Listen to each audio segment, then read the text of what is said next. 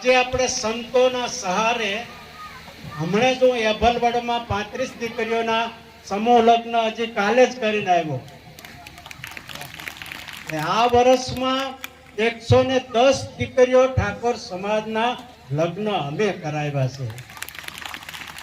પણ રણછોડભાઈ અને જોરો બાપુ જે કીધું કે હવે કંઈક પાછા વળવાની જરૂર છે, કેમ કે હું ગામો ગામ ફરું છું.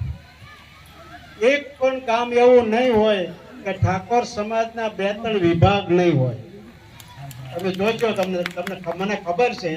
અને મારો જ સમાજ છે, મારા જ સમાજની મારે ન વાત કરવી, એટલે તમને ન કહો તાર મારે રોડ ઉપર કહેવા જવું.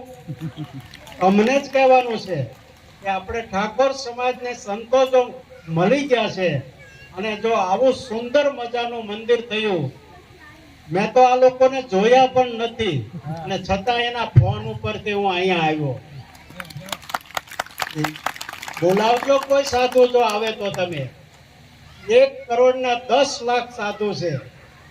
ભગવે ભગવે ભગવાન ન હોય એવા સિલવાન સાધુ મળી જાય, એક ચારિત્રવાન સાધુ મળી જાય, એક માં જેવો સાધુ મળી જાય ને તો તમે સ્વીકારી લેજો.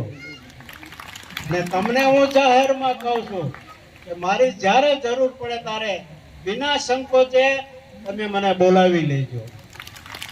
કેમ કે હવે મેં નક્કી કર્યું છે કે મારા 84 વર્ષ થયા, હવે જેટલું જિંદગીમાં જીવાય એટલું ઠાકોર સમાજની સેવા કરવી છે.